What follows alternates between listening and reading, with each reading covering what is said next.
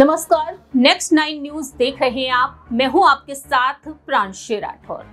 Bahujan Samaj party की supremo अब मायावती भी अपना दल कमेरावादी की नेता सिराथू सीट से विधायिका पल्लवी पटेल का साथ छोड़ चुकी हैं। सूत्रों के मुताबिक हाल ही में सामने आया है कि पल्लवी पटेल की पार्टी और बहुजन समाज पार्टी के बीच बातचीत का सिलसिला अब पूरी तरीके से बंद हो चुका है। जो तालमेल बैठता हुआ नजर आ रहा था, वो तालमेल अब पूरी तरीके से बंद हो चुका है। यानी कि गठबंधन अब नहीं होने वाला है अपना दल और बहुजन समाज पार्टी का।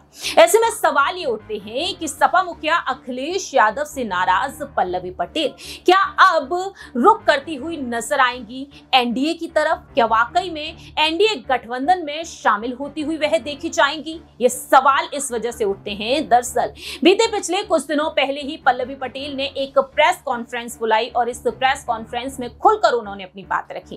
पल्लवी पटेल ने ना सिर्फ अखिलेश यादव पर निशाना साधा बल्कि कांग्रेस पर भी खुलकर उन्होंने बात रखी। लेकिन जब उनसे पूछा गया कि क्या वह एनडीए गठबंधन में शामिल होंगी तो वह कहती हैं कि एनडीए से प्रस्ताव आएगा तो विचार विमर्श जरूर करेंगे।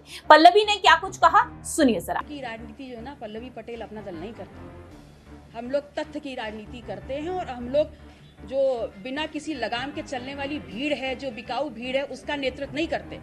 संगठित समर्पित कार्यकर्ताओं का नेतृत्व करते हैं। पीडीए के प्रति हमारी प्रतिबद्धता है, तो हमारा एक एक कदम बहुत सोचा समझा होता है और गहराई के साथ हम निर्णय लेते हैं।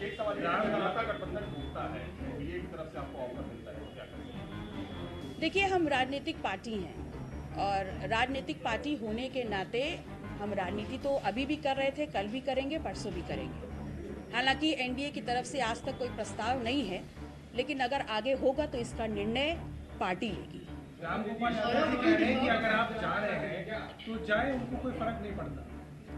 हाँ, सही बात है, फर्क नहीं पड़ता। 2017 में 47 विधायक लेकर के आप थे। 2022 में ओम प्रकाश राजभर जी साथ आए, संजय चौहान जी साथ आए, केशव देव मौर्य जी साथ आए, जयंत जी साथ आए, राजमाता कृष्णा पटेल अपना दल साथ आया। तब आप 47 से 111 हुए और 34% वोट प्रतिशत आपको मिला। और वो मिलने के बाद आपको लगने लग गया कि ये 34% वोट परसेंट आपका है, अब आपको किसी की जरूरत नहीं। इसीलिए आप भ्रांति में जी रहे हैं और आपको लग रहा है कि कोई भी जाए कोई फर्क नहीं पड़ता। एक सवाल ये है कि आपको लगता है कि पीडीए अब बिखर रहा है, पिछड़ा पहले अलग हुआ, तो आपको लगता है कि अब पीडीए पूरी तरीके से बिखरा हुआ है? पीडीए एक मिशन है, पीडीए एक मिशन है और वो किसी के जेब का एजेंडा नहीं है। वो एक बड़ा मिशन है, वो एक बड़ा सूत्रधार है इस देश की राजनीति का। और पीडीए ना बिखरा है ना बिखरेगा, पीडीए और मजबूती से आगे चलेगा। बहुजन समाज पार्टी से भी कोई लगता है कि सहयोग ले सकती है? नहीं, अभी तक तो मुझे ऐसा कुछ नहीं लगता। नहीं, कांग्रेस में आपकी किसी से बात हो रही, शीर्ष नेताओं से, प्रियंका से, राहुल से, किससे बात हो रही? नहीं, देखिए, इनके ऊपर छोड़ दिया है तो कुछ बात तो हुई होगी ना। देखिए, इंडिया अलायंस में शुरू से ही हम उनके राष्ट्रीय अध्यक्ष माननीय खड़गे जी के निमंत्रण पर, उनके आह्वान पर इन मीटिंग्स में हम जाते रहे और हिस्सा बने हैं। तो उनके नेतृत्व पर ही हमने ये डिसीजन छोड़ा है और उनको ये बताना होगा कि वो हमारे साथ क्या करने वाले हैं। नहीं, आपको पता चल गया, उनको भी पता नहीं है, तो उनकी नैतिक जिम्मेदारी नहीं है कि उनको पता करना चाहिए कि उत्तर प्रदेश में उनका बनाया हुआ इंडिया अलायंस किधर जा रहा है। अच्छा पल्लवी जी, एक सवाल ये है कि आप पिछले कुछ वक्त में भी आपसे इंटरव्यू हुए, आपने अक्सर ये कहा कि सीटों के लिए हम लोग काम नहीं कर रहे हैं, हमारा मकसद है विचारधारा की जो हमारी लड़ाई है उसको आगे बढ़ाना। लेकिन ये जो आपका जो रूट हो रही है, ये 3 प्रत्याशी उतारने के बाद हो रही है, लग नहीं रहा कि अखिलेश नहीं बल्कि आपकी तरफ से गठबंधन में दरार? नहीं, देखिए, अगर हम गठबंधन में हैं, उत्तर प्रदेश में इंडिया अलायंस में 3 प्रमुखता से पार्टी हैं, कांग्रेस, समाजवादी पार्टी, अपना दल। जब कांग्रेस की सीट निर्धारित हो गई, समाजवादी पार्टी की निर्धारित हो गई, तो आप हमें भी बता दीजिए। हमने आपसे इन बातों का डिस्कशन किया दोनों पार्टीज के साथ। अगर आपको लगता है कि हमारी काबिलियत एक की भी नहीं है तो आप हमको स्पष्ट कर देते।